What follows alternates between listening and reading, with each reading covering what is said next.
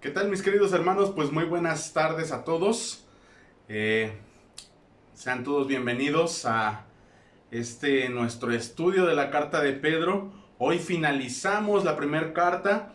Ya después de 3 lecciones, esta la 14ª.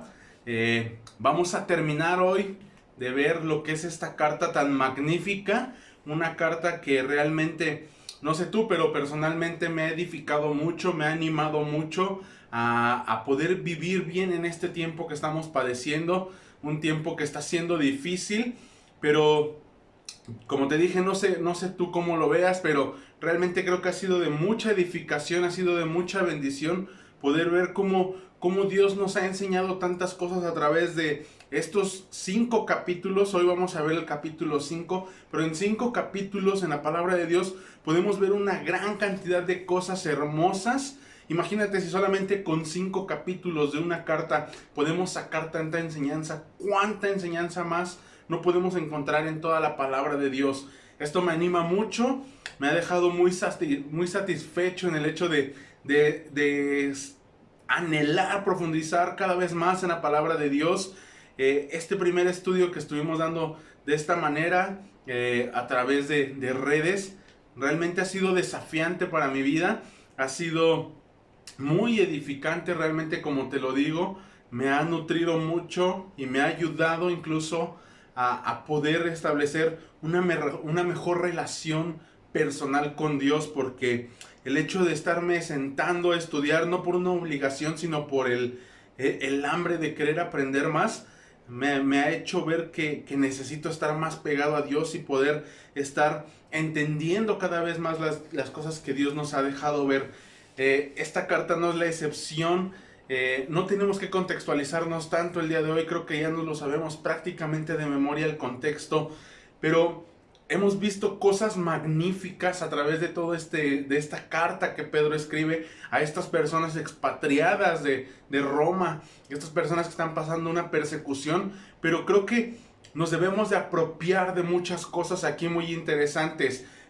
Algo que quizá queda mucho en mi cabeza y realmente me hace valorar el privilegio que Dios me ha dado, es el hecho de conocer esa posición que hoy tengo delante de Dios, ¿no? Lo vimos ahí en algún momento, cuando analizábamos, antes de pasar a la sumisión, que nosotros somos un pueblo escogido, un linaje escogido, y que somos esa nación santa y pueblo adquirido por Dios. Eso para mí es algo magnífico de esta carta, es algo que me hace pensar en el gran amor que Dios tiene para con nosotros, porque de verdad, ¿qué vio Dios en nosotros para amarnos así?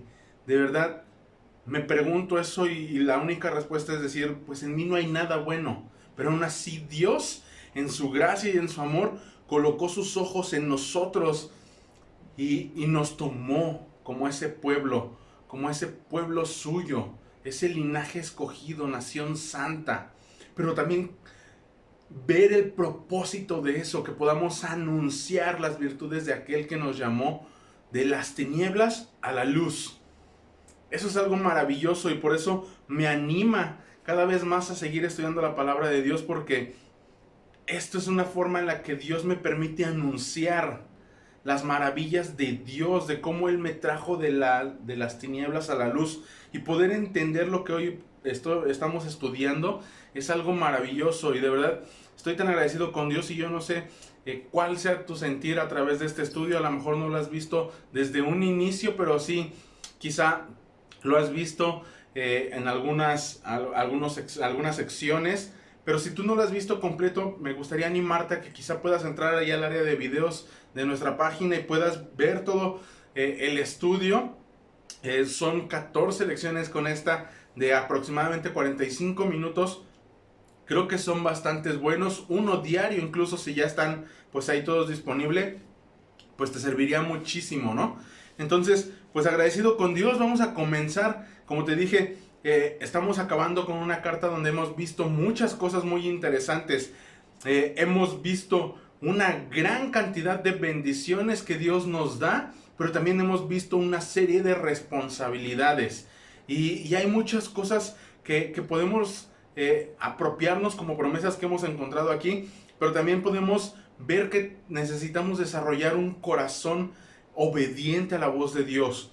Y el tema de hoy no es la excepción. Hoy vamos a acabar viendo el último tema acerca de la gracia. Hemos visto que el tema principal es la verdadera gracia. De hecho, hoy ya no lo vamos a ver exactamente porque ya lo vimos en una introducción. De hecho, los últimos versículos de esta carta ya los vimos en una introducción. De hecho, no nos vamos a detener en esos versículos porque ya los vimos, donde encontramos por medio de quién es escrita, de dónde la escribe y cuál es el tema principal.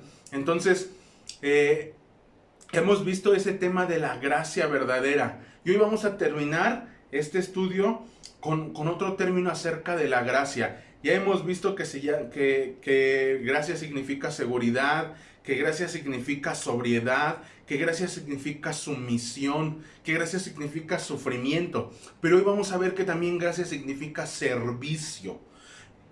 Y me encanta porque es la manera en la que va a cerrar esta carta. A hacer más cosas para edificación de la iglesia.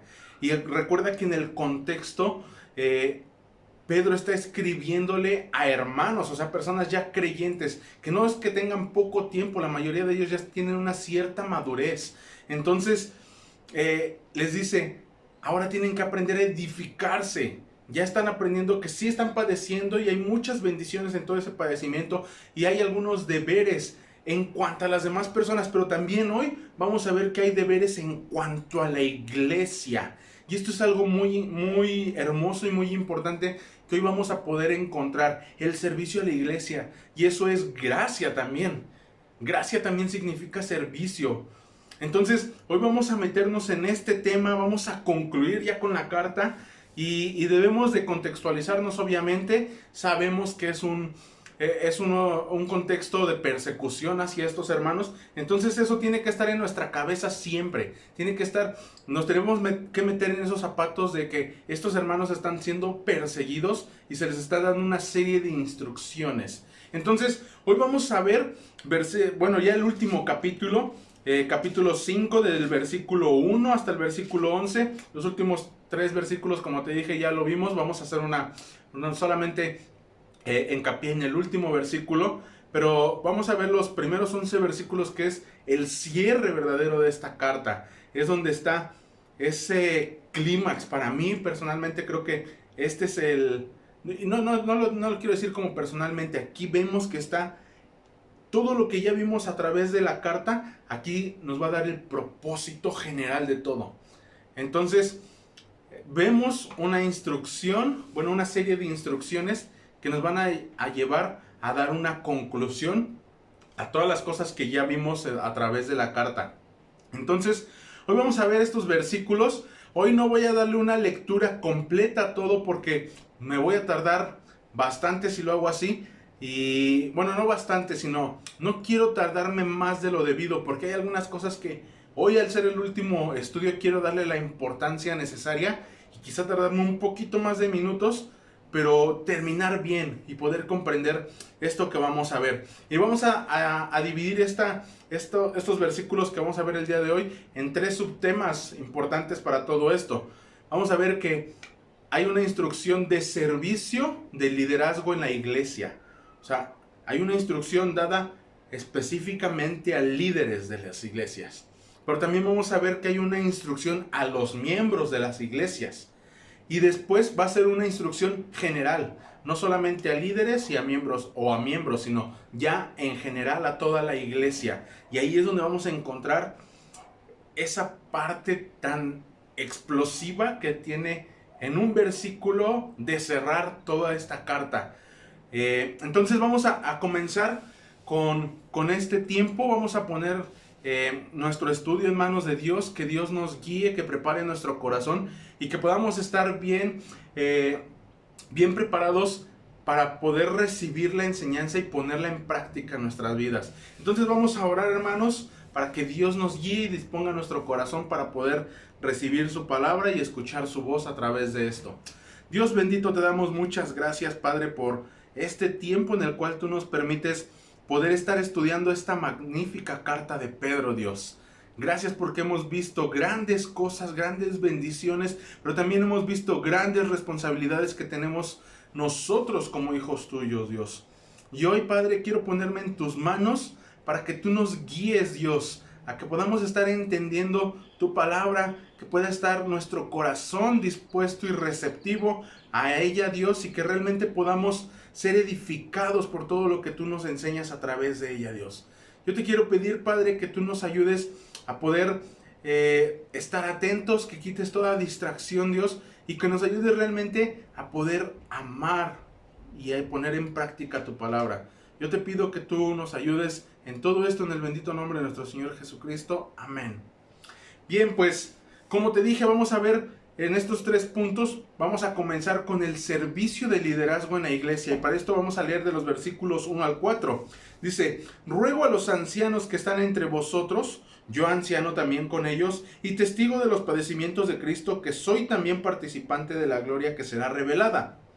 Apacentad la grey de Dios que está entre vosotros, cuidando de ella, no por fuerza, sino voluntariamente, no por ganancia deshonesta, sino con ánimo pronto, no como teniendo señorío sobre los que están a vuestro cuidado, sino siendo ejemplos de la grey. Y cuando aparezca el príncipe de los pastores, vosotros recibiréis la corona incorruptible de gloria. Este es el tema que vamos a ver el día de hoy, dirigido especialmente a los líderes, ancianos. Ahorita vamos a ver qué es lo que quiere decir con esto, pero está dirigido especialmente para ellos. Pero pon atención, quizá tú puedas decir, bueno, yo no soy líder, ni soy anciano, ni soy pastor, ni nada. Esto como que no me interesa. No, sí te va a interesar, ahorita te voy a decir por qué. Pero no, sígueme más bien en lo que vamos a estar viendo a través de estos versículos. Comienza diciendo, ruego a los ancianos. Nos encontramos con este primer versículo en el que Pedro se enfoca en los ancianos. Ahorita vamos a explicar qué es esto de los ancianos. Pero primeramente dice, ruego. Hay un profundo sentimiento en Pedro para hacer una exhortación a los ancianos. Ese deseo ferviente de que se lleve a cabo algo, una instrucción. Ruego, lo siento dentro de mí, lo siento en mi corazón, que tienen que hacer esto. Y dice, ruego a los ancianos. Esta palabra ancianos, en el griego se escribe presbúteros. Indica un oficio y es el oficio de pastor.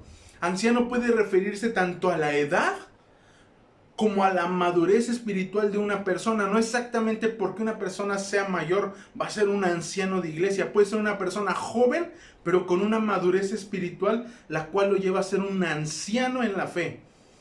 A ser un pastor, un líder, alguien que dirige. Entonces, aquí en especial se está refiriendo a los pastores. Y Pedro se refiere a sí mismo como uno de ellos, como uno de estos ancianos y pastores. Dice, ruego a los ancianos que están entre vosotros, yo anciano también con ellos, como un consiervo, diciendo, me refiero a ustedes porque somos compañeros de ministerio, compañeros de milicia, tenemos un mismo oficio y es el del pastorado. Hay una identificación. Pedro se centra en esto porque les quiere decir, lo que ustedes están pasando, yo también lo puedo entender. Porque dice, y testigo de los padecimientos de Cristo, que soy también participante de la gloria que será revelada. Obviamente Pedro dice que él fue testigo de los padecimientos de Cristo porque lo sabemos, él fue un testigo ocular de esos padecimientos de Cristo. Él lo vio con sus propios ojos. Él le tocó vivir con Jesucristo esos padecimientos. Entonces él es un testigo. Y acuérdate, él está cumpliendo un mandato que Dios les había dado allá en Hechos 1:8, donde dice, y me seréis testigos. Él estaba siendo testigo. Ahora él ya lo vemos en esa parte donde la Biblia se refiere y hasta lo último de la tierra, ya saliendo de su comodidad. Entonces él está siendo testigo de los padecimientos de Cristo. Él ha predicado el evangelio, se ha dedicado a exhortar y animar a más hermanos a que lo puedan estar haciendo. Y dice, que soy también participante de la gloria que será revelada. Esto es algo muy interesante. ¿Por qué dice esto que él es también participante de la gloria revelada? Obviamente, Primero, como hijo de Dios. Él sabe que como hijo de Dios es participante de la gloria, que ya lo vimos anteriormente, que somos coherederos con Cristo. Y tenemos prácticamente también esa gloria y somos participantes. Pero ojo, él aquí se está refiriendo a él como persona en algo muy particular. Él fue participante de la gloria que será revelada a nosotros posteriormente. Una gloria que nosotros no hemos visto. ¿A qué se refiere con esto? Pedro se está refiriendo al monte de la transfiguración. Él fue ese testigo que vio la misma gloria de Dios. Entonces, él está poniendo aquí se está poniendo en una posición de autoridad, no como para presumir, sino para decirles, yo soy igual que ustedes. Yo también he padecido. Yo también he visto la gloria de Dios. Ustedes la van a ver después, será revelada después. Pero por eso mismo yo les quiero animar a que hagan esto. Entonces Pedro va a hacer una exhortación a los ancianos, a los pastores. Y dice, por eso ahí aparecen 2 puntos. ¿Cuál es la instrucción? Esta. Apacentad la grey de Dios que está entre vosotros, cuidando de ella no por fuerza, sino voluntariamente, no por ganancia deshonesta, sino con ánimo pronto, no como teniendo señorío sobre los que están a vuestro cuidado, sino siendo ejemplos de la grey. Estos 3 versículos nos hablan de algunos deberes que tiene el pastor para con su rebaño. Dice, apacentad la grey. Antes de esto, en estos versículos que vamos a ver aquí, vamos a ver 3 aspectos muy importantes en cuanto al pastorado, una responsabilidad que tiene el pastorado para con sus ovejas. Una de ellas es que son 2. Una de ellas es alimentar y proteger al rebaño. Y la otra va a ser amar y conducir al rebaño. Entonces, vamos a ver primeramente que el pastor debe alimentar y proteger al rebaño. Por eso dice, apacentad la grey de Dios que está entre vosotros. Apacentad la grey. Se está refiriendo a cómo debe de pastorear, hablando del cuidado, alimentación y descanso que necesita cada oveja. Y que debe encontrar en su pastorado esa vocación de hacerlo. Dice, apacentad la grey de Dios. Algo muy importante, les está refiriendo, la grey o el rebaño no te pertenece a ti, es el rebaño de Dios. Tú apacienta el rebaño de Dios. Y obviamente, como ya te dije, se tiene que ocupar tanto del alimento, del cuidado y del descanso de sus ovejas. Quizá algo muy referente a esto y que nosotros podemos ver cómo se debe de sentir una oveja con su pastor. Lo podemos encontrar en el Salmo 23, donde sabemos que Dios es nuestro pastor y dice que nada nos faltará. Y en lugares de delicados pastos nos hará descansar. Ahí vemos todo esto, el cuidado, la alimentación y el descanso que una oveja necesita con su pastor. O lo que más bien el pastor le tiene que dar a su oveja. Entonces vemos una gran responsabilidad. Podemos ver cómo el pastor debe de proveer esas necesidades de una oveja. Pero algo muy interesante en todo esto, que el mandato de Pedro que da aquí de apacentad la grey, no es un mandato que como que se le ocurriera, ya lo hemos visto varias veces. No se le ocurre nada más porque sí las cosas a Pedro. Obviamente está siendo guiado por el Espíritu Santo, pero fíjate, esta misma instrucción de apacentada la grey es la misma instrucción que el mismo Pedro recibió. Acompáñame ahí a Juan 21. Juan 21, versículos del 15 al 17 dicen,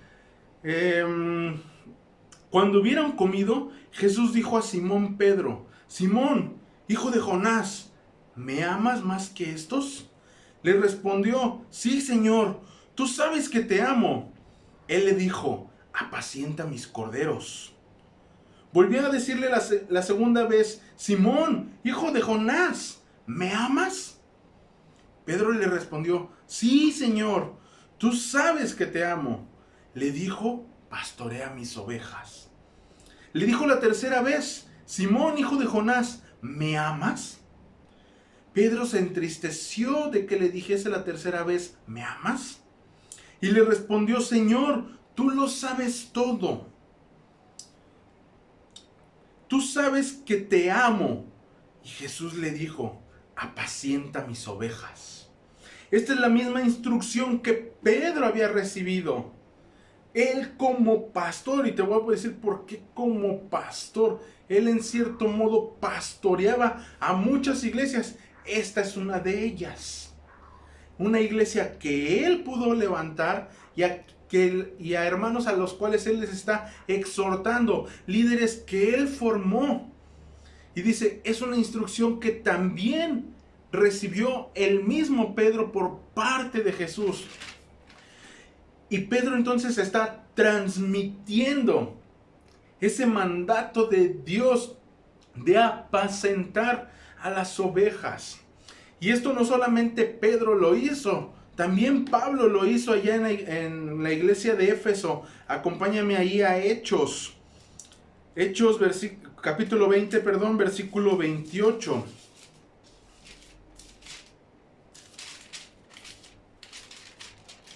Veinte 28 dice: por tanto mirad vosotros y por todo el rebaño en que el Espíritu Santo os ha puesto por obispos para apacentar la iglesia del Señor, la cual Él ganó por su propia sangre. Una vez más, la iglesia de Dios, no la iglesia del pastor. Apacentad a la grey de Dios. Entonces podemos ver algo muy importante en todo esto. El oficio de pastor es transmisible. Se transmite. Ojo, muy diferente al apostolado. El apostolado no se transfiere. No se transmite. Pero el pastorado sí. Apóstol, ya fueron los 12 apóstoles. Y de ahí no hay más apóstoles porque sabemos que hay requisitos para los apóstoles. Y el principal de ellos, testigos oculares de Cristo. Todos ellos lo fueron. Aún Pablo, ¿cómo? Dios se le reveló, Cristo se le reveló personalmente y lo instruyó. Entonces, vemos que el oficio de pastor sí es transmisible. El pastor transmite al siguiente pastor estas responsabilidades. Esto es algo como un paréntesis. Pero no solamente se trata de que debe de existir ese cuidado y esa protección que debe de haber de un pastor hacia sus ovejas. Ahora, esto tiene una gran responsabilidad. Porque si el pastor tiene que estar al pendiente de las necesidades de sus ovejas, también tiene que estar al pendiente de que sus ovejas no sean vulnerables ante algún ataque. Puede haber una oveja debilitada. Y recuerda que tiene mucha referencia obviamente a las ovejas, al rebaño como tal. Y cuando una oveja estaba debilitada y dañada o no había fortaleza, había un depredador que podía venir y atacar. Entonces el pastor tiene que estar al cuidado de estas cosas. Debe de tener bien clara la responsabilidad que tiene con la iglesia. ¿Por qué? Porque aquí dice, a la grey de Dios. Le va a entregar cuentas a Dios por lo que está haciendo con la iglesia, por el cuidado que tiene con la iglesia. Entonces, esto es una gran responsabilidad. Ahora, como segundo punto, el pastor también tiene que amar y conducir a su rebaño. Por eso dice ahí, versículo 2 del capítulo 5 de Pedro, dice, cuidando de ella. Este cuidando de ella nos enseña que él debe de tener un cuidado amoroso. Tiene que haber un profundo amor por cada una de las ovejas que hay ahí. Porque para cuidar tienes que amar. Si tú no amas algo, no lo cuidas. Tiene que existir un amor para cuidar algo. Y de obviamente ese amor te va a llevar a conducir correctamente.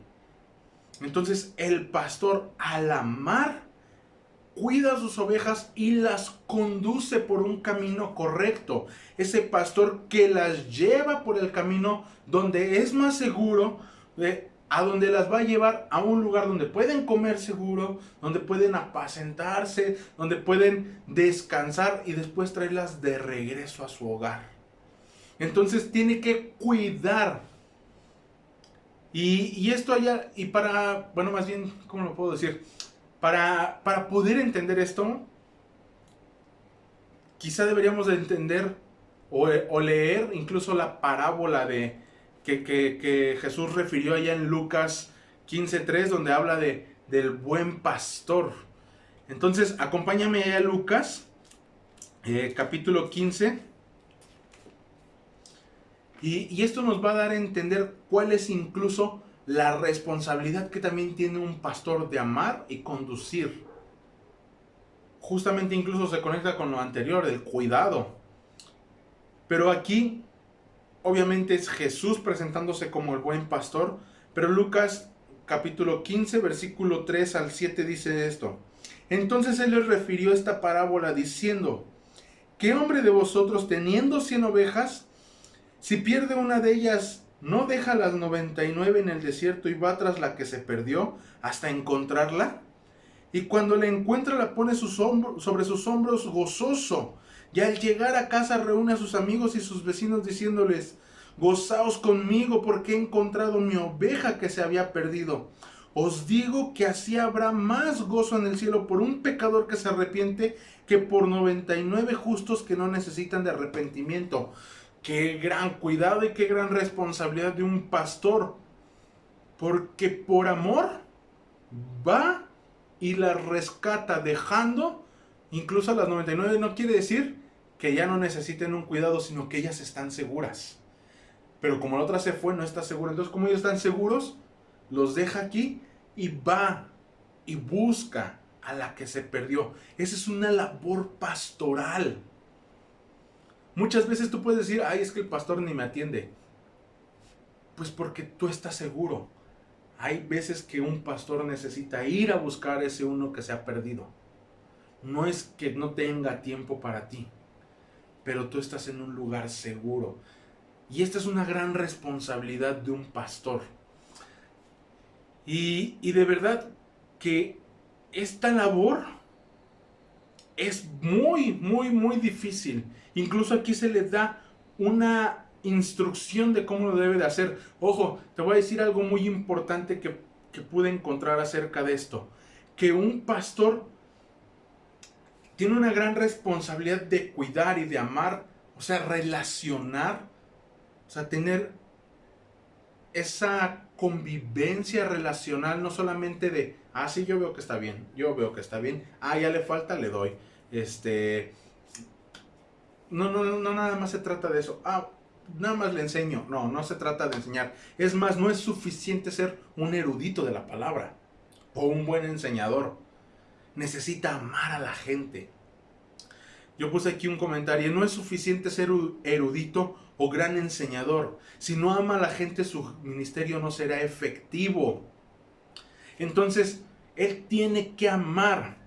Pero para entonces poder hacer su ministerio efectivo, aquí le va a dar algunas instrucciones. Le dice, cuida de ellas. Y le dice, dice, cuidando de ella, no por fuerza. No tiene que ser algo obligado. No tiene que ser solamente una obligación. No tiene que ser algo que simplemente se trate de cubrir un requisito. No se trata de eso. Por eso debe de existir el amor. Dice, no por fuerza, sino voluntariamente, a través de una decisión personal, sometida a la voluntad de Dios y de acuerdo a lo establecido por Dios, obviamente. Tiene que ser voluntario, que someta su vida a lo que Dios le ha dicho voluntariamente, no por obligación. No se trata solamente de tengo que quedar bien, no, es porque nace un amor, es porque toma una decisión personal. Ahora también dice, no por ganancia deshonesta. No tiene que hacerlo por ver un beneficio propio. No tiene que ser así por decir, ay, en esta ofrenda, en esta iglesia, perdón, hay mucha ofrenda y pues por eso yo la pastoreo. No, eso es ganancia deshonesta. No tiene que existir esa motivación equivocada. Debe de existir un deseo de obtener un... No debe de existir, perdón, un deseo de obtener un beneficio personal, incluso financiero. Sino aquí dice, sino con ánimo pronto. Tiene que haber ese deseo de ser utilizado por Dios con ánimo pronto, disposición delante de Dios, de que Él pueda utilizar a esa persona como pastor para guiar bien a su rebaño. Ahora también dice, no como teniendo señorío sobre los que están a vuestro cuidado, no como un patrón autoritario, no por una satisfacción personal, ya que el pastorado no debe de ser autoritario. No se trata de establecer dogmas y porque yo lo digo así se hace. No, no es teniendo señorío, sino que debe de ser diferente. Dice aquí, no como teniendo señorío sobre los que están a vuestro cuidado, sino siendo ejemplos de la grey. No tiene que haber un señorío de decir, porque yo lo digo así se hace. No, es porque Dios así nos dice que lo tenemos que hacer. Yo lo hago, tú también hazlo. Siendo ejemplos. La autoridad es una guía, un ejemplo a seguir. Por eso es un líder. Él va al frente y los demás lo siguen, pero porque Él lo hace. El liderazgo no se trata de mandar nada más. El liderazgo se trata de hacer junto con los demás. De eso se trata un buen liderazgo. Y en una iglesia así es el pastor. Tiene que ser así. Tiene que ser un ejemplo. ¿Cómo un pastor te va a animar a tener una vida de oración cuando no ora? Por eso tiene que ser ejemplo. ¿Cómo te va a animar a ofrendar y a diezmar cuando él no diezma? Lo tiene que hacer siendo ejemplo, no simplemente por autoridad. Entonces estos son una serie de requisitos y de responsabilidades que Pedro le deja a estos pastores. Y ojo, no te pierdas del contexto. Estos pastores también estaban siendo perseguidos, los cuales podían estar tentados a hacer las cosas mal. Pero aún así les dice, ruego a los ancianos, apacentad la grey. Aunque estés padeciendo persecución, estés padeciendo sufrimientos, encárgate de hacer tu responsabilidad. Y esto a mí me pone a pensar y a valorar la gran responsabilidad que tienen nuestros pastores. Yo no sé si tú te has puesto a pensar en que ellos también padecen igual que nosotros. No sé si te has puesto a pensar en que ellos también tienen sus luchas. Y con todo y eso que ellos tienen personalmente, ellos también tienen que resolver sus problemas y ayudar a resolver los problemas de otros. Es una gran responsabilidad. Por eso yo te decía que no tuvieras esa actitud de decir, ay, como yo no soy pastor, esto no me interesa. No, te interesa. Tienes que tener conocimiento de cuál es la responsabilidad de tu pastor. Y no para que te rinda cuentas, sino para que tú valores el trabajo tan arduo y tan grande que tiene un pastor delante de una iglesia. Y delante de Dios principalmente. Porque la iglesia es de Dios. Él está aquí puesto como administrador de esa iglesia. Pero el jefe supremo en todo esto, podríamos decirlo, es Dios. Y nuestros pastores tienen una gran responsabilidad. ¿Y sabes qué? Muchas veces ese trabajo pastoral es menospreciado. Pero déjame te digo algo. Bueno, estas personas quizás estaban pasando por ese menosprecio. Y el versículo 4 les termina dando un ánimo a los pastores espectacular. Realmente espectacular, perdón hermanos. espectacular. Dice el versículo 4: y cuando aparezca el príncipe de los pastores, vosotros recibiréis la corona incorruptible de gloria. Mientras en esta tierra quizá no haya esa exaltación, porque muchas veces es menospreciado. No se valoriza como tiene que ser el trabajo de un pastor. Pero dice, cuando aparezca el príncipe de los pastores, ¿quién? Cristo. Porque tenemos que, como ya lo vimos hace rato, tenemos que tener bien claro que el pastor de nuestra iglesia es pastor, pero ese pastor tiene otro pastor que es Cristo. Él es la cabeza de esta iglesia. Y cuando Él aparezca, dice, vosotros recibiréis la corona incorruptible de gloria. Una corona eterna de gloria. Esa sí no la van a poder lucir a todos porque les va a pertenecer a ellos. Porque es incorruptible, es eterna, les pertenece a ellos. Y qué hermoso tiene que ser pensar en ese momento en que Cristo mismo aparezca delante de ellos y les ponga una corona y les diga, bien, buen siervo fiel. Porque ellos dedicaron su vida a apacentar la grey. Así que hermanos, en este punto quiero que meditemos un poquito. ¿Estamos valorando el trabajo de nuestros pastores? ¿Estamos valorando su ministerio? ¿Estamos valorando el gran esfuerzo que ellos hacen por su iglesia? ¿Por la iglesia de Cristo? Porque nosotros debemos de valorarlo. A veces los vemos simplemente como el genio que me va a resolver mi problema, y no es así. Ellos también tienen padecimientos, ellos también tienen una vida por cual preocuparse.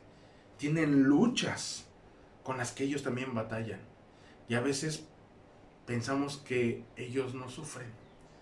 Ellos sufren junto con nosotros, porque ellos ven la necesidad. Entonces yo te quiero pedir que te detengas un momento a pensar qué valor le estás dando a nuestros pastores. Si tú eres de Mahanaim, piensa en nuestro pastor Fernando y su esposa Florecita. Si tú no eres de esta iglesia, piensa en tu pastor y piensa en el arduo trabajo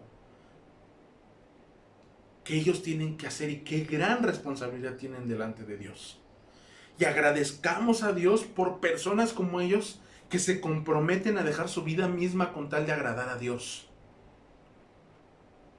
Agradezcamos a Dios porque ellos quieren agradar a Cristo y quieren ayudarnos a nosotros. Van a cometer errores, claro, siguen siendo humanos, pero ellos tienen un gran trabajo que estoy seguro de que muchos de nosotros no nos atreveríamos a hacer. Yo recuerdo todo mi tiempo en el instituto y muchas personas, o varios, no voy a decir muchos tampoco, pero varios compañeros y amigos me decían, tú vas a ser pastor. Y decía, no, Dios me libre de eso, porque no. Y te voy a decir por qué digo, no es que me rechace, no es que rechace el llamado de Dios, es porque en mí existe temor.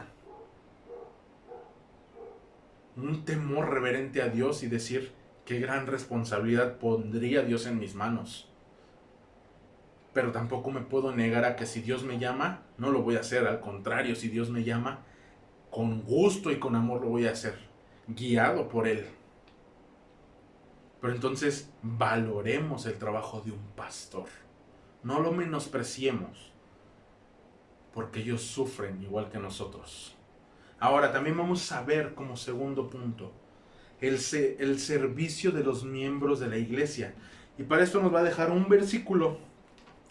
Versículo 5 dice, igualmente jóvenes, estad sujetos a los ancianos y todos sumisos unos a los otros, revestidos de humildad, porque Dios resiste a los soberbios y da gracia a los humildes. Ojo, aquí tenemos que aclarar muchas cosas. Bueno, no muchas, algunas en específico. Dice, igualmente, o sea, ruego a los jóvenes. Jóvenes, esta es una palabra interesante aquí. La palabra en griego es neoteros. Y esta palabra no se refiere solamente a jóvenes de edad. También se refiere a un nuevo creyente, o aquellos que son menores en madurez en cuanto al pastor o al anciano. Hay una menor madurez, están creciendo. Por eso, jóvenes se refiere tanto en edad o en fe.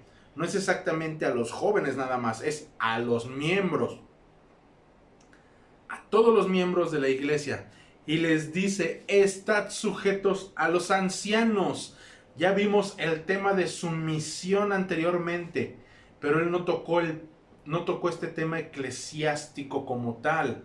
Vimos a las autoridades gubernamentales, a los amos o patrones, a los esposos, pero ahora sí en el ámbito iglesia dice, estad sujetos a los ancianos. Todos los miembros de la iglesia, los jóvenes. Una vez más vemos este tema de sumisión, sujetos, como un cinturón, que se aferran a algo para no caer. Debemos de estar sujetos a los pastores. Y este es un tema que ya lo hablamos anteriormente, no me voy a profundizar tanto, porque ya sabemos qué es la sumisión, sabemos qué es estar sujeto. Pero entonces debemos entender que como iglesia también aplica el hecho de que toda la autoridad es establecida por Dios y que no debemos de resistir esa autoridad, porque si nos resistimos a la autoridad, dice, de modo que el que se resiste a la autoridad, a lo establecido por Dios resiste. Si nosotros no nos sujetamos a nuestros pastores, no es que no nos estemos sujetando a ellos como persona, no nos estamos sujetando a la persona de Cristo. Entonces debemos de tener esa actitud de sujeción y de sumisión. Por eso dice, sumisos unos a otros. Ahora, la sumisión aquí ya abarca un poquito más. No solamente es con los ancianos, sino sumisos unos a otros, como teniendo a todos por encima de mí. Una actitud de humildad. Por eso continúa diciendo, revestidos de humildad. Que dejemos la soberbia de lado y que no nos sintamos más que los demás. Que estemos sumisos unos con otros, con todos. Tener esa humildad de no decir, es que yo ya tengo 10 años en esta iglesia, tú no me puedes decir que yo haga esto. No, es sumisos unos a otros, con una actitud buena, humilde, dejando de lado la soberbia. ¿Por qué? Ahí mismo dice, porque Dios resiste a los soberbios y da gracia a los humildes. Cuando nosotros vemos que en nuestra vida hay humildad, también vamos a ver gracia de parte de Dios. Entonces vemos, con esto que llevamos hasta ahorita, hemos visto tanto la responsabilidad de un líder como la responsabilidad de un miembro. Pero ahora vamos a ver una serie de instrucciones más que son generales. Ya no solamente es a los líderes o a los miembros, sino es a todos los hermanos, líderes y miembros. Y ahora sí, versículos 6 al 9, que son magníficos. Todavía no llegamos al punto clímax, ya estamos a punto de llegar. Dice, humillaos pues bajo la poderosa mano de Dios, para que Él os exalte cuando fuere tiempo, echando toda vuestra ansiedad sobre Él, porque Él tiene cuidado de vosotros. Sed sobrios y velad, porque vuestro adversario el diablo, como león rugiente, anda alrededor buscando a quien devorar, al cual resistid firmes en la fe, sabiendo que los mismos padecimientos se van cumpliendo en nuestros hermanos en todo el mundo. Ya vimos un liderazgo, ya vimos a unos miembros, pero a todos se les dice, humillaos. bajo la poderosa mano de Dios. Y ojo con esto, tengo que explicarlo porque muchas veces hemos malentendido la palabra humillaos o humillarte. Pensamos que humillarnos es pasar vergüenza, hacerme menos, humillar se trata de menospreciar. No se trata de eso aquí. Humillarnos aquí quiere decir que yo reconozca mi debilidad delante de Dios para que pueda confiar en su fuerza. Por eso dice, humillaos bajo la poderosa mano de Dios. Se trata de que nosotros reconozcamos que en medio de todas las dificultades que ya hemos visto a través de toda la carta, reconozcamos que nosotros en nuestras propias fuerzas no somos capaces de salir de esas dificultades, sino que necesitamos el poder de la mano de Dios.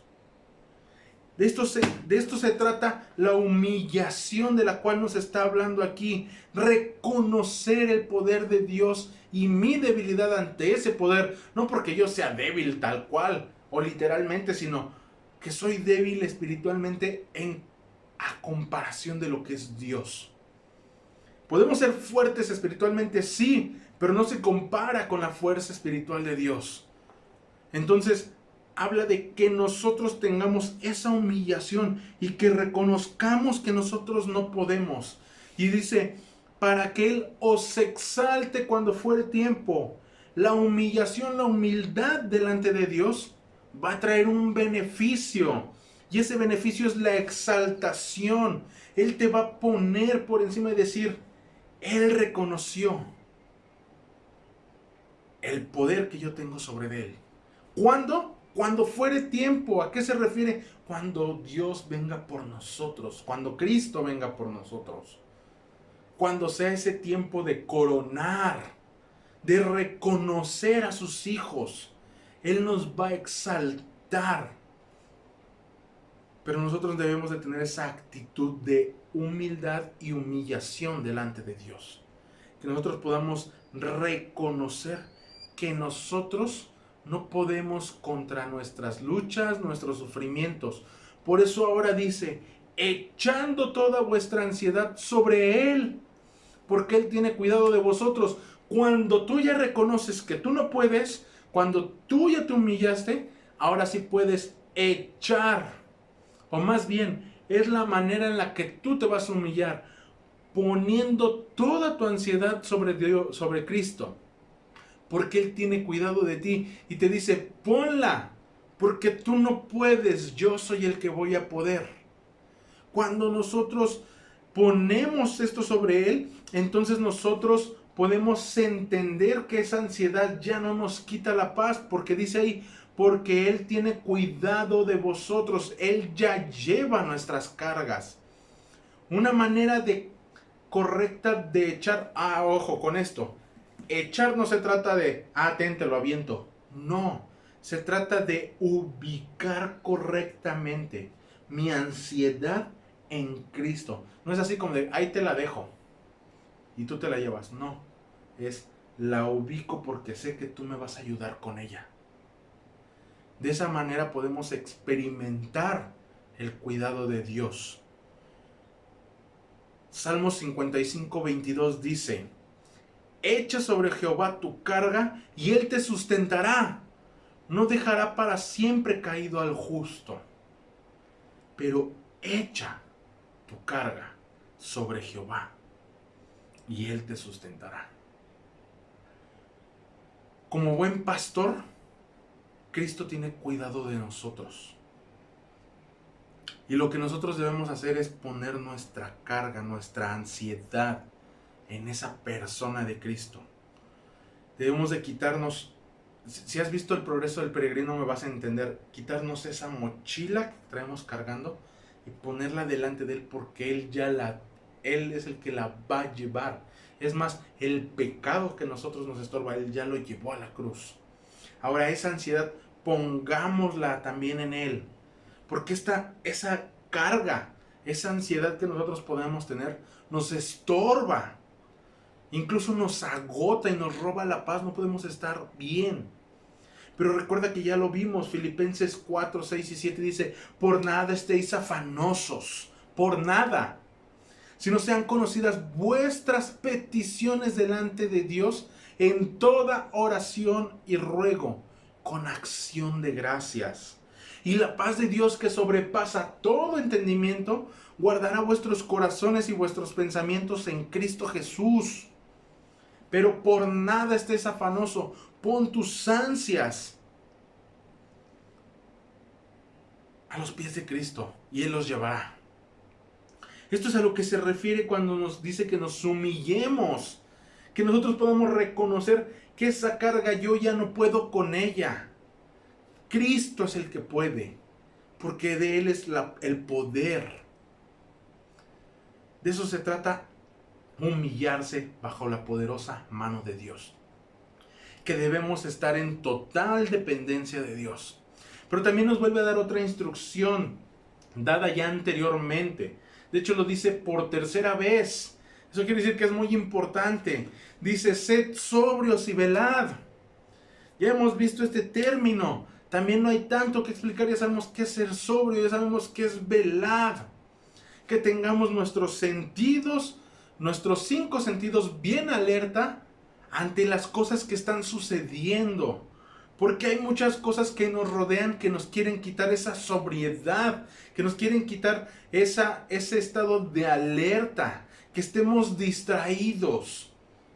Todas las situaciones alrededor nuestro buscan eso. Pero dice, sed sobrios y velad, aun cuando haya mucho sufrimiento, haya mucha carga alrededor tuyo, sé sobrio y vela, porque ya pusiste esa carga en Cristo. Ahora a ti te toca estar sobrio y velad. ¿Por qué? Porque vuestro adversario, el diablo, como león rugiente, anda alrededor buscando a quien devorar. El diablo busca personas susceptibles, debilitadas, que no están siendo sobrias, que las preocupaciones los están agobiando, que no están alerta. Y a esas personas Satanás viene buscando para devorar. Esas personas son muy fáciles de ser engañadas por Satanás. Ojo con esto, el que él venga a querer devorar a alguien no quiere decir que le va a arrebatar su salvación. Eso no se quita, no te lo quita nadie. Recordamos lo que dice Romanos 8. Dice que ninguna cosa nos podrá arrebatar del amor de Dios. Incluso Satanás. Pero ¿qué es lo que él va a hacer? Él busca que tú caigas, que tú dudes. Él te va a hacer pensar así como, ¿y dónde está Dios en todo esto? Él está buscando que caigas. Pero entonces tú tienes que permanecer sobrio, velando, porque el sufrimiento nos puede hacer una presa fácil para el diablo. Y de hecho nos dice todavía otra instrucción, al cual resistid firmes en la fe. Ojo con esto. Al cual resistid. No dice al cual peleale, al cual debátele, al cual no resiste. Tú y yo en realidad no somos adversarios para el diablo. Pero nosotros debemos de resistir. A nosotros nos corresponde resistir. Nos manda que debemos de estar manteniéndonos firmes y sólidos, tal como lo dice Efesios cuando nos habla de la armadura. Efesios 6:16 dice, sobre todo tomad el escudo de la fe, con el que podáis apagar los dardos de fuego del maligno. Cuando Satanás quiere venirte a atacar, tú tienes que permanecer firme en la fe, tomando ese escudo. Mantente sobrio, vela y resiste firme en tu fe. Dice, no en tus fuerzas, en la fe, en las promesas que Dios te ha dado. Estar firme es lo que te va a servir contra los ataques del diablo. No solo se trata de querer pelear, tampoco se trata de huir, porque nosotros debemos resistir. El que huirá de nosotros será Satanás. Santiago 4:7 dice, someteos pues a Dios, resistid al diablo y huirá de vosotros. Pero nosotros debemos de resistir firmes en la fe, no huir.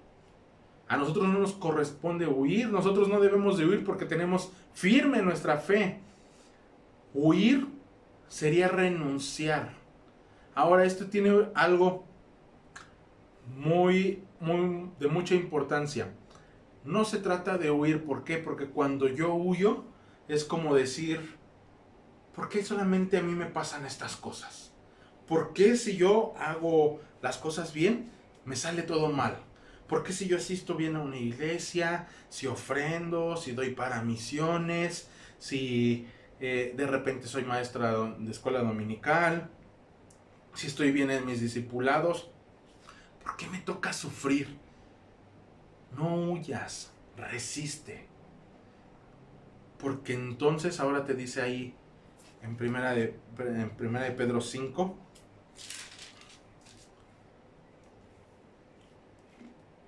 ahí mismo en el versículo 9, donde leímos de resistir firmes en la fe, dice, sabiendo que los mismos padecimientos se van cumpliendo en vuestros hermanos en todo el mundo. No eres el único que sufre. Los mismos padecimientos se van cumpliendo en nuestros hermanos en todo el mundo. No somos los únicos que sufrimos, mis hermanos. No somos los únicos. Y es más, si hoy tú estás padeciendo algo, déjame te digo algo. Hay alguien que está padeciendo algo peor que tú. No eres el único que padece. Se van cumpliendo los padecimientos en todos nuestros hermanos alrededor del mundo. Nosotros todavía no estamos en esta situación de ser perseguidos a muerte. Tu sufrimiento y mi sufrimiento no se compara con el sufrimiento de otras personas. Y ahí debemos de resistir firmes, no haciéndonos los sufridos y diciendo, ¿por qué me pasa esto a mí? Resiste firme en la fe. No eres el único que padece, hay muchos. En lugar de hacerte el sufrido, también deberías de pedir, no solo por ti, sino por los demás que sufren. Sería muy bueno, me encantaría que hoy pudieras evaluar cómo está tu fe en estos momentos. ¿Estás firme en ella? En toda esta situación que estamos viviendo en este país, en el planeta entero, ¿cómo está tu fe? ¿Estás creyendo en las promesas de Dios? ¿Estás creyendo en todo lo que Dios te promete? ¿Estás creyendo en que la voluntad de Dios es perfecta, es buena y es agradable? ¿O estás decayendo en tu fe? Porque quizá esta situación te ha desestabilizado en tu fe. Quizá esta situación te ha permitido que Satanás te ataque y te haga dudar. Y a lo mejor ahorita me refiero a esta situación, pero quizá pueda ser otra. Quizá pueda ser una cuestión de salud, quizá pueda ser una cuestión económica. ¿Cómo estás en tu fe ante tus padecimientos? Porque aquí dice, sed sobrios y velad. Y resistid firmes en la fe. Resiste firme en la fe. Y aquí viene un versículo que es el clímax de todo esto. Y es el clímax no solamente de este tema, es el clímax de toda la carta. Todo lo que hemos visto se va a centrar en este versículo. Y vamos a ver el propósito de todo lo que hemos visto a lo largo de la carta, de todos los padecimientos. El propósito, aquí lo vamos a ver. Versículo 10 dice, mas el Dios de toda gracia, que nos llamó a su gloria eterna en Jesucristo, después que hayáis padecido un poco de tiempo, Él mismo os perfeccione, afirme, fortalezca y establezca. A Él sea la gloria y el imperio por los siglos de los siglos. Amén. Mas el Dios de toda gracia, aun cuando padeciste y hubo tantos sufrimientos en tu vida, hay un Dios de toda gracia. Es ese Dios que nos llamó a su gloria eterna en Cristo Jesús, haciéndonos ese linaje escogido, nación santa, pueblo adquirido por Dios. Aún en medio de ese sufrimiento, Dios nos reparte de su gracia. Y dice, y después que hayáis padecido un poco de tiempo, quizá tú digas, ay, es que esta cuarentena, pues ya no es cuarentena, ya se pasó de los 40 días, ya es más. Un poco de tiempo, quizá ahorita son 40 días, quizás has pasado enfermo años. Pero aún así dice que es un poco de tiempo. Te digo por qué. Porque lo está comparando con la eternidad. Con esa gloria eterna. Lo que padecemos aquí es un poco de tiempo comparado a la gloria eterna que nos espera. Y aquí nos dice el propósito. Después que hayáis padecido, Él mismo, Cristo mismo, con sus propias manos, os perfeccione. Nos habla de que restaura algo que no está al 100%. Algo que no está perfecto es porque algo le hace falta. La palabra griega aquí es catartizo, que hace una referencia cuando los pescadores remiendan sus redes, que hay un agujero y entonces remiendan para que sirvan a la perfección otra vez. Hace referencia a cuando un hueso se desvía y se acomoda otra vez para que vuelva a servir. Y Él nos perfecciona, Él nos coloca nuevamente en el lugar que debemos de estar. Y esto es algo que lo he venido diciendo anteriormente. Los padecimientos hacen que nos parezcamos a Cristo, porque busca perfeccionarnos. Entonces, después de padecer, Él mismo nos perfecciona. También dice, afirme, que podamos mantenernos firmes, que tengamos un cimiento sólido, que nos permita estar firmes en nuestra fe. ¿Y cuál va a ser ese cimiento? Nuestra fe puesta en Cristo. Que en medio de los padecimientos Él está con nosotros. Luego dice, fortalezca, que nos llene de fuerza. Y no la nuestra, sino la de la poderosa mano de Dios. Es por eso que nos hace depender de su fuerza. La prueba nos lleva a ello, porque podemos depender de la fuerza de Dios y no de la mía. Es la única que nos puede levantar de en medio de todos los padecimientos. Por eso Él nos va a fortalecer, nos va a llenar de fuerza, de Él.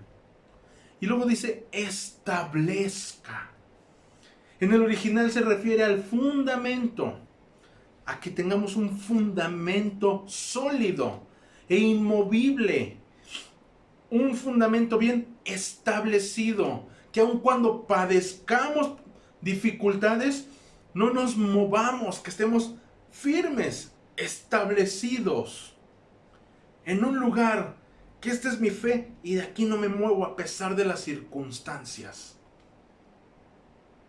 Y al final de todo esto, me encanta que Pedro alaba a Dios, porque dice, a Él sea la gloria y el imperio por los siglos de los siglos. Amén. Hermano, el resumen de todo lo que hemos visto en la carta está aquí. El propósito de todo lo que vimos en la carta está aquí. Que después de que padezcamos, Él mismo nos perfeccione, nos afirme, nos fortalezca y nos establezca. El padecimiento tiene ese propósito. Que nos parezcamos cada vez más a Cristo. Que seamos perfectos, firmes, fortalecidos y establecidos. Ese es el propósito de todo esto. Por eso yo te digo que esto se me hace magnífico, se me hace sublime. Porque todo lo que pudimos ver en la carta acerca de los beneficios, las bendiciones, los deberes que tenemos que hacer, la sumisión, el sufrimiento, la sobriedad, todo tiene que ver con que Él va a llevar a cabo su voluntad en nuestra vida. Y su voluntad es hacernos cada día más semejantes a su Hijo Jesucristo. Por eso se me hace uno de los versículos más hermosos de la Biblia en cuanto al padecimiento.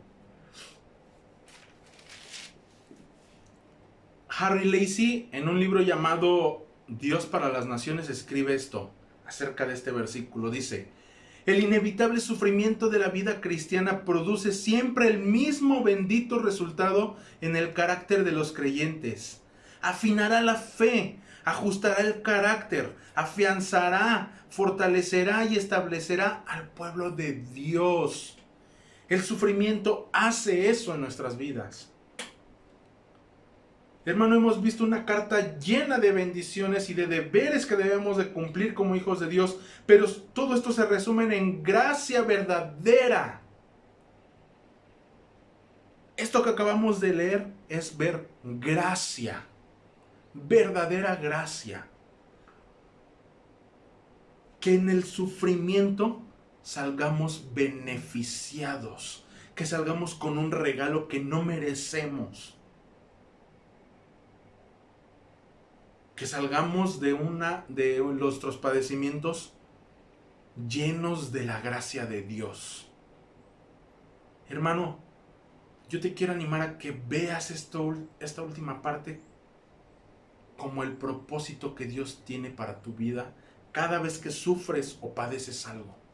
Él tiene algo que perfeccionar, afirmar, fortalecer y establecer. No es una casualidad, no es porque Dios sea malo con nosotros, no, porque Él es bueno.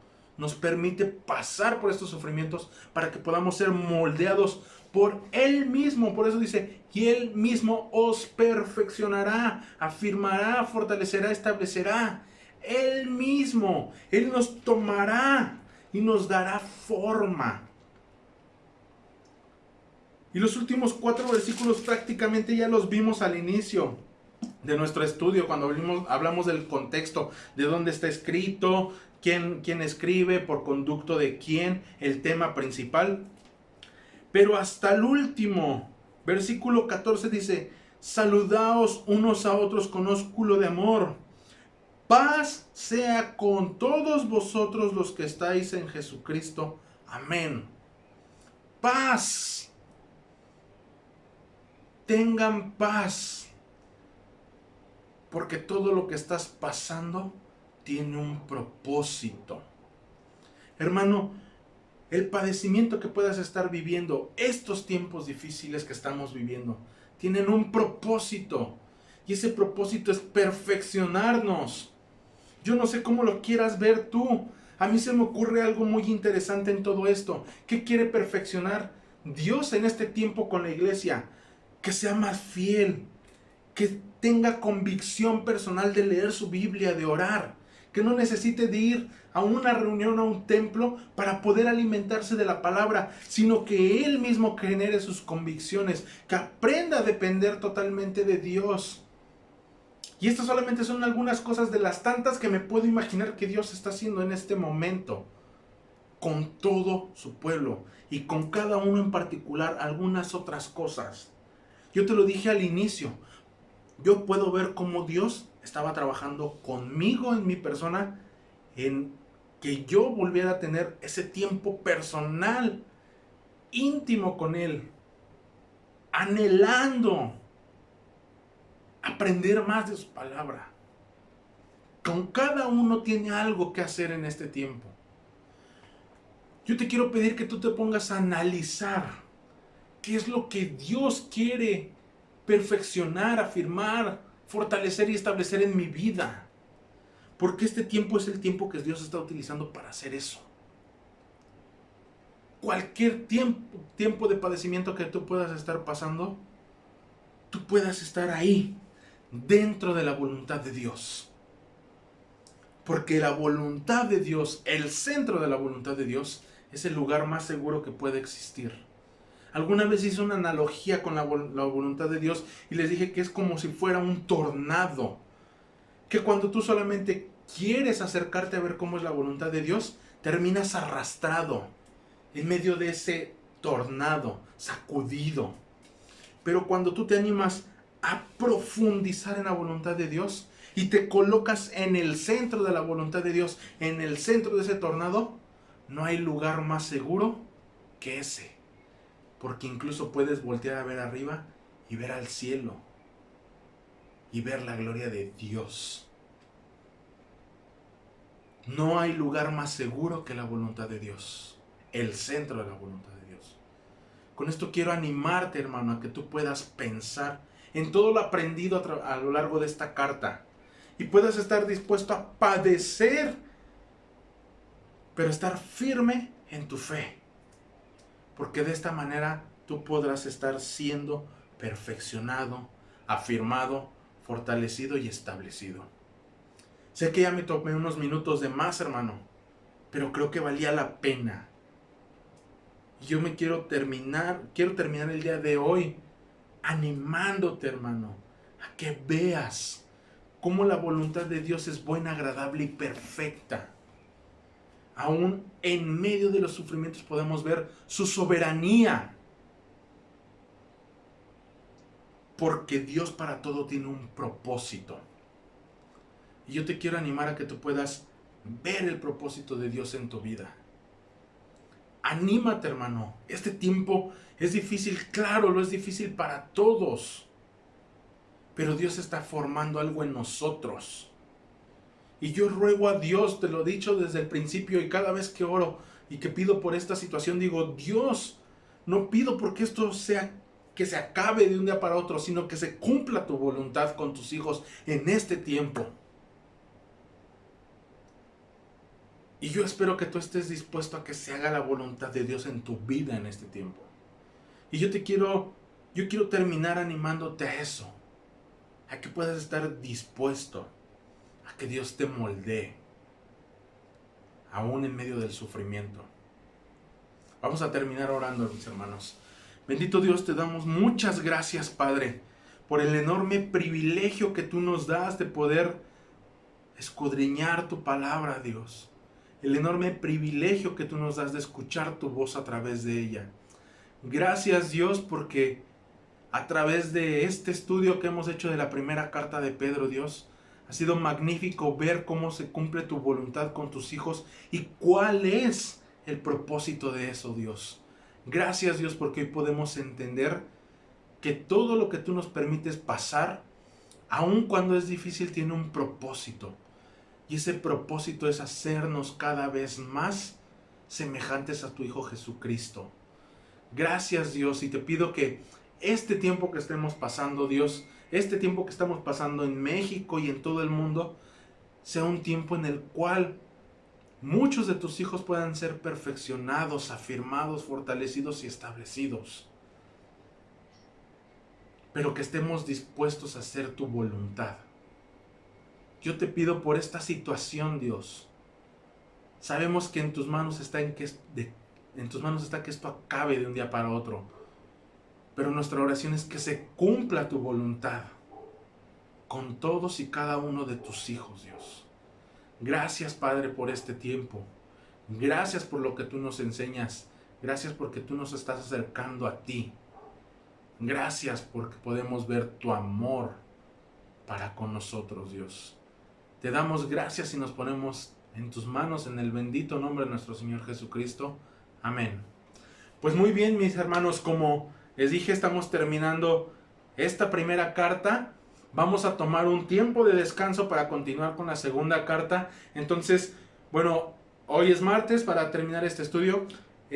La próxima semana, martes y jueves tampoco tendríamos, sería hasta dentro de 2 semanas, para que también yo pueda tener un poquito de tiempo para estudiar más a profundidad y poder estar estructurando la enseñanza y que Dios también pues esté hablando a mi vida primeramente y hermano, que en estas 2 semanas no dependas de que alguien a fuerzas te esté enseñando, pero que tú te tomes la responsabilidad y el desafío de decir yo voy a crecer personalmente.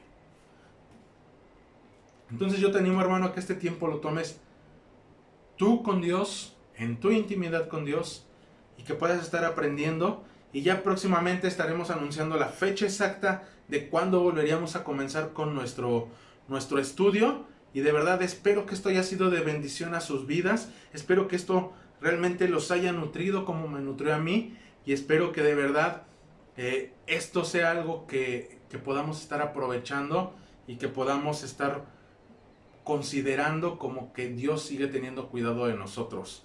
Entonces, mis hermanos, pues muchas gracias. Si tú no has visto todo el estudio completo, pues bueno, ahí en la sección de videos de Facebook están todos los estudios desde que iniciamos hasta el día de hoy. Son 14 lecciones. Si tú crees necesario o te interesa tomarlo desde un inicio, ahí están, los puedes ver. Y te animo a que si tú crees que esto puede ser de edificación a alguna persona, pues se lo puedas compartir. Comparte el video, compártelo en tu muro, compártelo vía Messenger, por WhatsApp. Y espero que esto realmente pueda ser de edificación para más personas. Entonces, mis hermanos, pues me despido de ustedes en este tiempo de estudio. Hermanos de Jutepec, nos vemos el domingo con la predicación, y con los de Cuautla dentro de 2 semanas estaré predicando, y después de esa semana continuaremos entonces con el estudio. Entonces les quiero animar, hermanos, y de verdad enviarles un fuerte saludo, un fuerte abrazo. Los extraño demasiado, pero sé que Dios está haciendo algo hermoso con todos nosotros en este tiempo. Así que me despido, hermanos, y espero que realmente puedas tomarte el desafío y que seas bendecido. Te envío muchos saludos y que Dios bendiga a todos.